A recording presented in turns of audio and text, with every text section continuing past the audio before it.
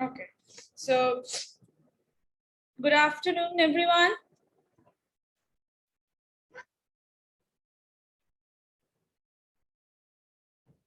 My voice is clear? Yes, ma'am. Okay. Can you see the screen properly? Yes, ma'am. Okay. So, today we're going to start Unit 4.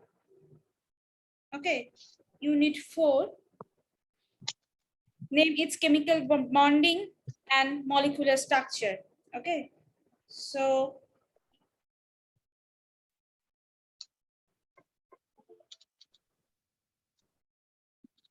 chemical bonding and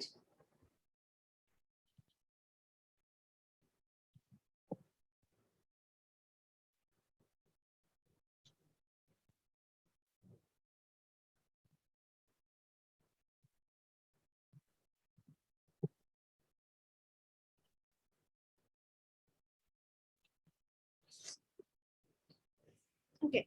So, the thing is that, do you know what is chemical bonding? Do you have any idea what is chemical bonding? Yes, ma'am. Okay. What is chemical bonding?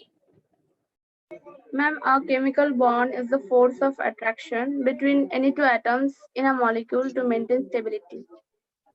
Okay, so that means the attractive force which holds the bond together.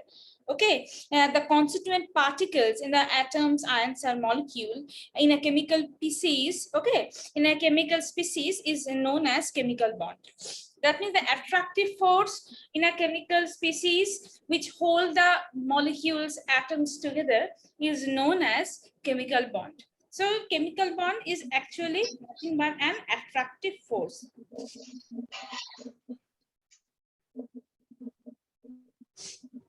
Shubham, mute yourself.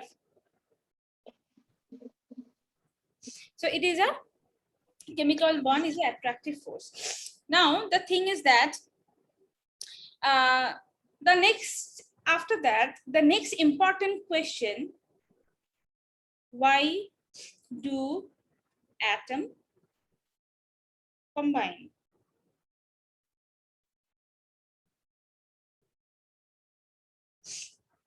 Why do atom combine? Why atom wants to combine? Do anyone have any idea?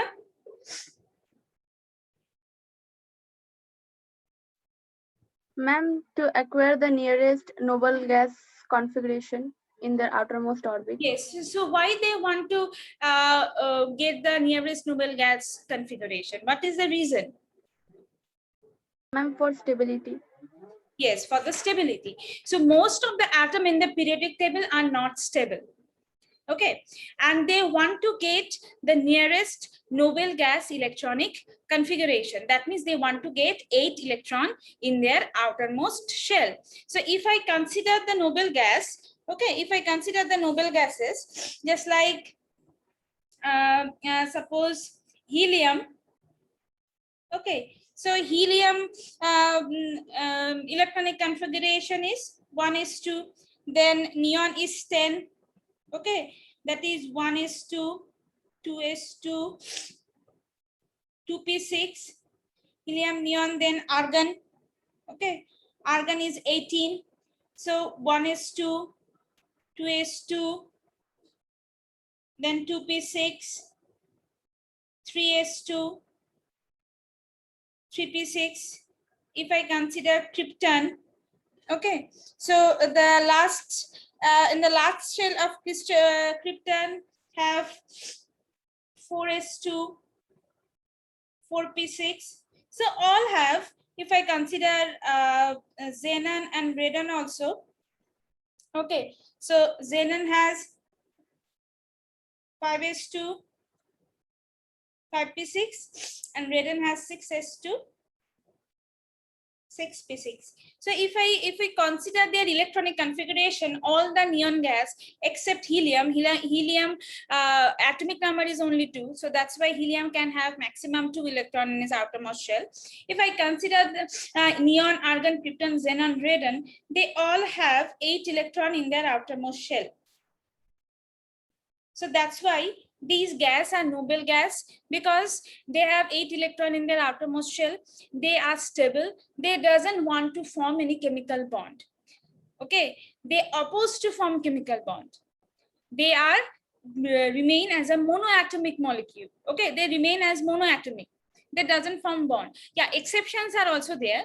Exceptions are there, but most often they don't want to form bond. They are stable because they already have their desired 8 electron in their outermost shell. And most of the element in the periodic table, okay, most of the element in the periodic table doesn't have 8 electron in their outermost shell. So they always have a tendency to get 8 electron in their outermost shell. Now they can get the electron in the outermost shell by gaining or losing electrons.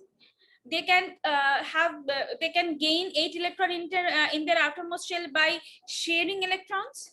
Okay, and they can also get electron in the outermost shell by the coordination bond. Okay, so there are three possible ways by which they can get 8 electron in the outermost shell. So the procedure they follow to get 8 electron in the outermost shell.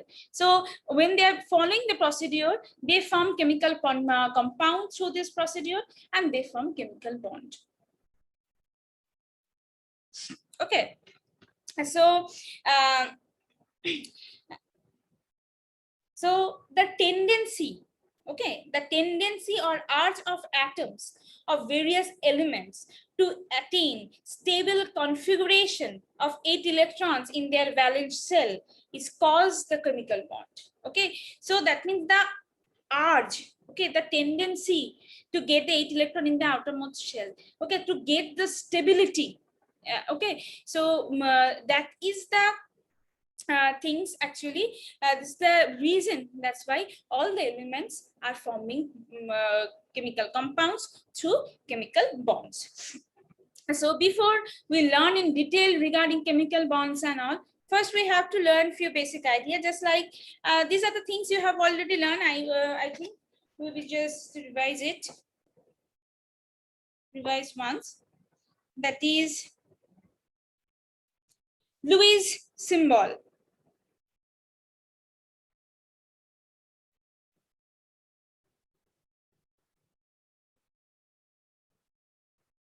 Okay, that is Lewis symbol. Lewis symbol is nothing but you just have to give the number of dot, that means the number of electron they have in their outermost shell. Suppose lithium, what is the atomic number for lithium? 3. Atomic number of lithium is what? 3.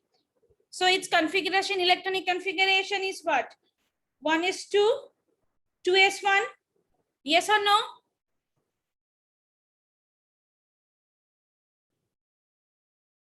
Yes or no, students? Yes. So its Lewis dot symbol will be like this. Okay, just like lithium, then beryllium. Beryllium is 4.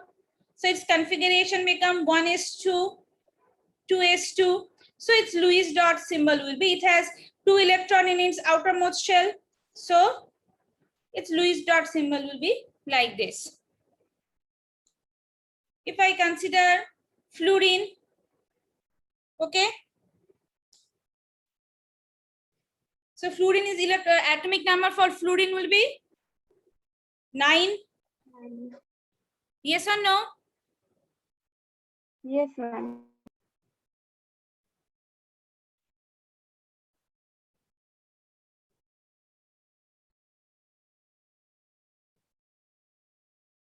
Okay, so sorry, 2p5. So 1:2:2p5. So it has 7 electrons in its outermost shell. So 1, 2, 3, 4, 5, 6, 7. That means you have to give dot around the atoms, the number of valence electrons it has. Easy. Very easy, this Lewis symbol. Okay. Now, next is octet rule and modes of chemical combination.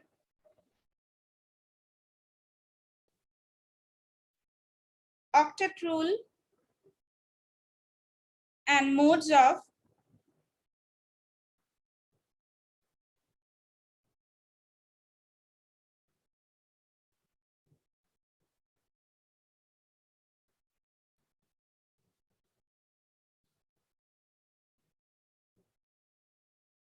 octet rule and modes of chemical combination.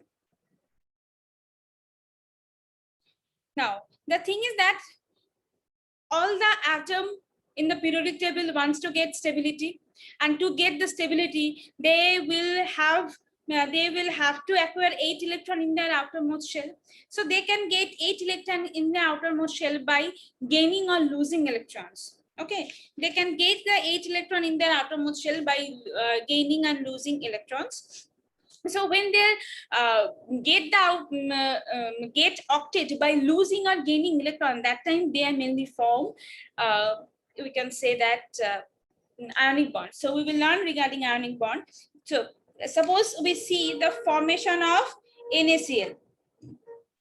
We'll see the formation of NaCl, sodium chloride. Okay, so sodium, the atomic number of sodium is 11. So its electronic configuration is what? 1s2, 2s2, 2p6, 3s1, chlorine is 17. Okay, chlorine is 17. So electronic configuration become 1s2, 2s2, 2p6, 3s2, then 3p5. So if I just draw the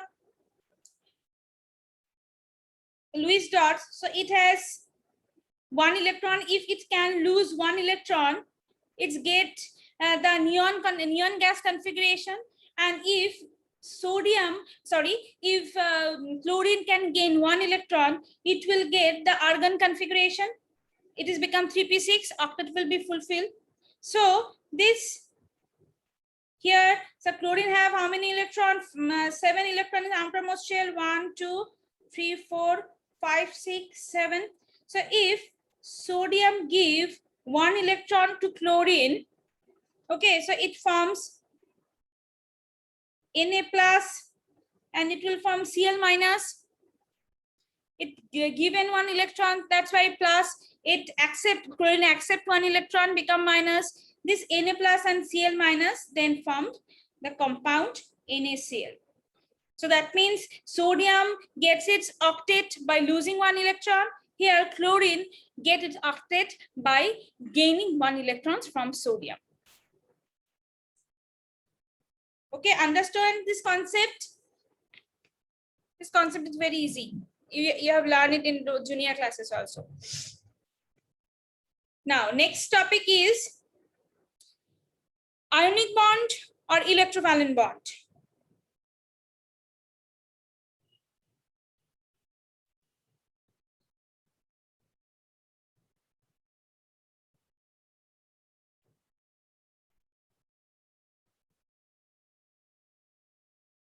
Ionic bond and electrovalent bond. So what is an ionic bond? Okay, so ionic bond is formed between the atoms by transfer of 1 or more valence electrons of one atom to another atom, so as to complete their outermost octet and acquire stable nearest noble gas configuration. Okay, so that means to the same example like sodium. Okay, it's the same example. That is, the ionic bond means when 2 atoms are combined, okay, in the form of their ions. and obviously they lose or gain electron to get their to get their octet fulfilled, to get the nearest noble gas configuration. Okay, so that is known as ionic bond, or you can more say that the electrostatic force of attraction which holds the oppositely charged ions together. So when suppose sodium plus chlorine, the two oppositely charged ion, the force of attraction which hold the sodium and chlorine together, that electrostatic force of attraction is also known as ionic bond. So ionic bond is actually electrostatic force of attraction between ions.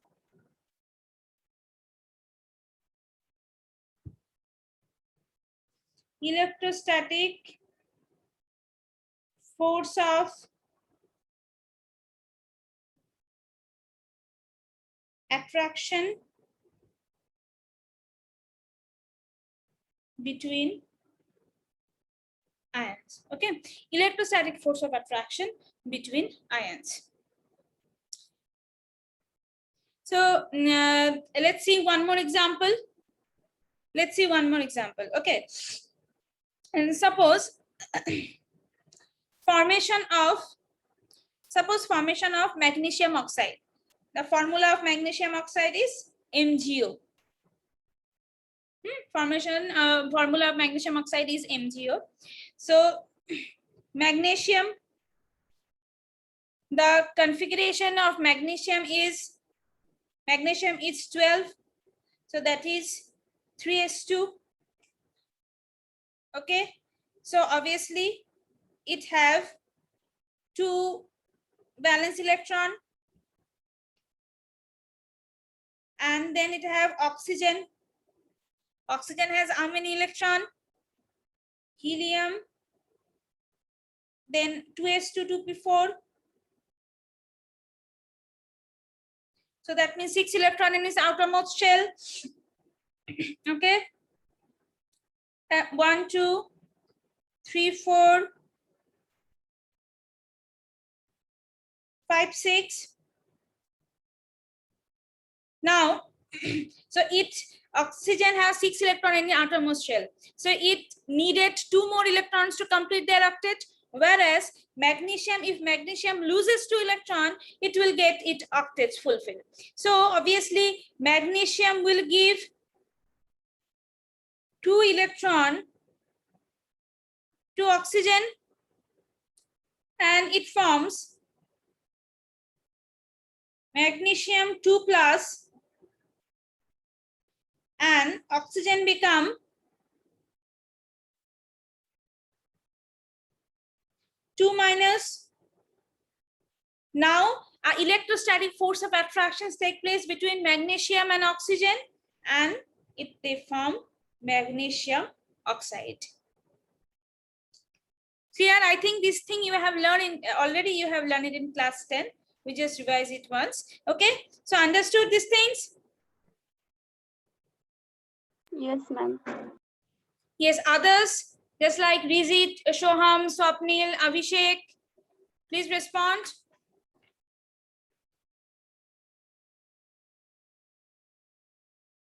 Yes, Rizit, understood? Soham? Yes, ma'am. Okay.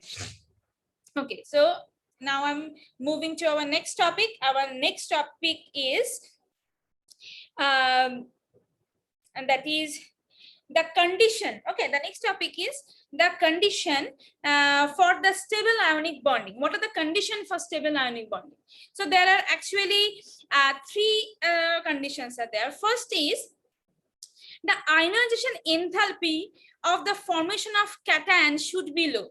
Okay, so that means ionization enthalpy should be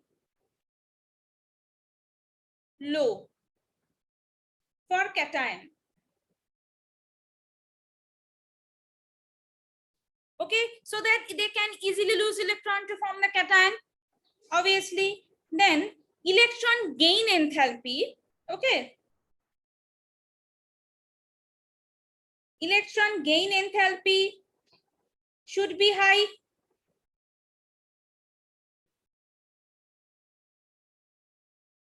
Electron gain enthalpy should be high for anion,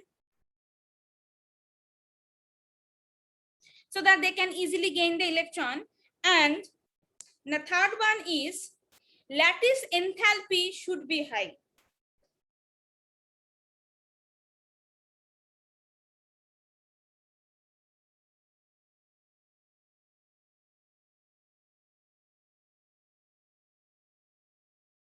Lattice enthalpy should be high. Okay, so here one thing is new to you. What is lattice enthalpy? Okay, now let's see what is lattice enthalpy. Okay, so what is lattice enthalpy?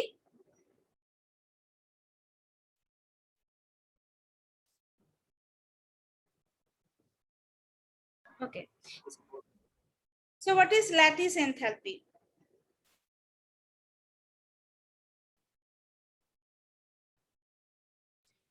So the amount, lattice enthalpy is the amount of energy is released. Okay, the amount of energy is released when 1 mole of ionic crystal is formed.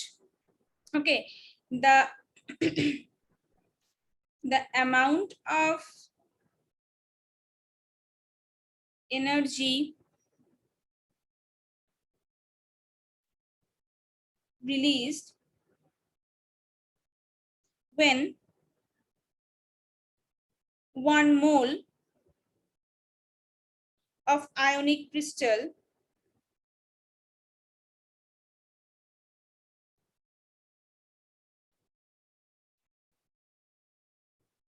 when 1 mole of ionic crystal is formed from its constituent ions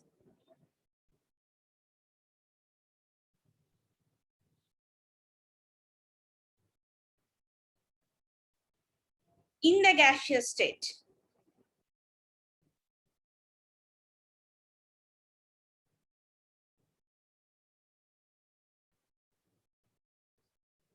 Okay, so what is lattice enthalpy? The amount of energy released when 1 mole of ionic crystal is formed from its constituent ions in the gaseous state. So suppose cation M plus, obviously in gaseous states, when react with X minus in the gaseous state and forms MX, the crystal. Okay, so del H is equals to lattice enthalpy.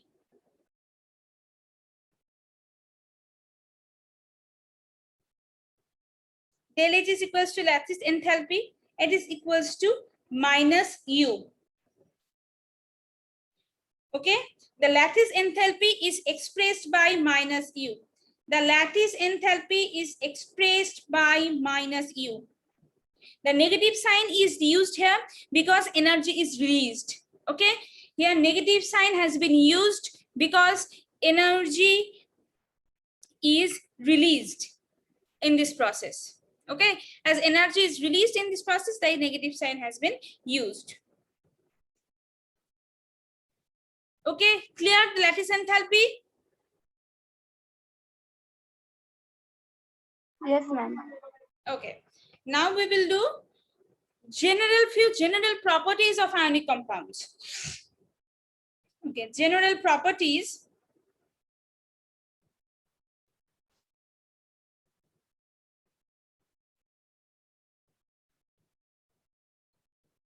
of ionic compound.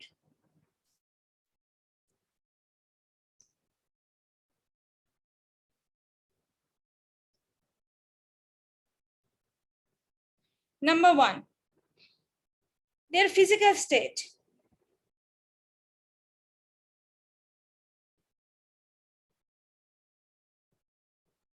Number 1, their physical state. Ionic compounds usually exist in crystalline form. Most often they are from crystals, and and the number of oppositely charged ions present at the nearest neighboring atom is called coordination number. So coordination number we don't need to know right now. The thing is that each and every atom is surrounded by each and every ion is surrounded by oppositely charged ions, and they mainly from the crystal. Most of the ionic compounds are crystalline in nature. Now next is melting points and boiling points. Melting and boiling points.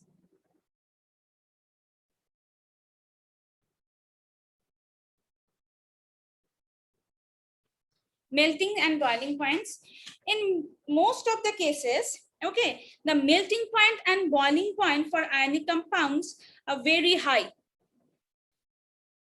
Melting point and boiling point, okay, of ionic compounds are very high. Can you say why? Can anyone explain me why the melting point and boiling points are very high?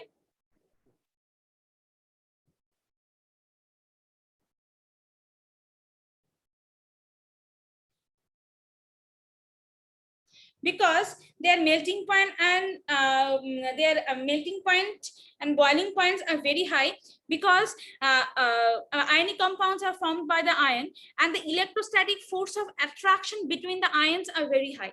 And as the electrostatic force of attraction between the ions are very high, so that's why we can say their boiling point and melting points are also very high. Now next is solubility.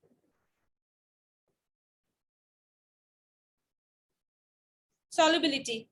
The ionic compounds, most of the ionic compounds are generally soluble in water, and they also soluble into other polar solvent with high dielectric constant value. Okay, now electrical conductivity. Next is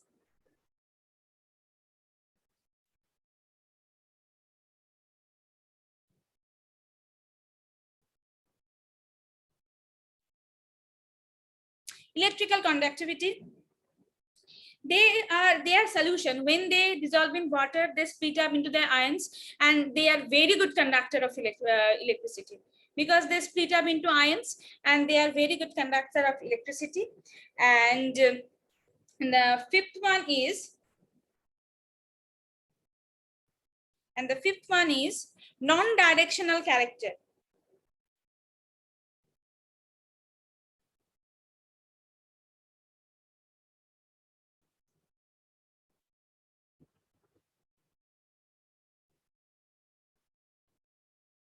Non-directional character. Okay, the ionic bond is non-directional, because one positively charged ion, suppose surrounded by negative charge ion, one negative charge ion is surrounded by opposite ion. So that's why the bond doesn't have any direction. So so the electric field which is generated in them, that is also have no direction. So that's why ionic bonds are actually non-directional. Clear?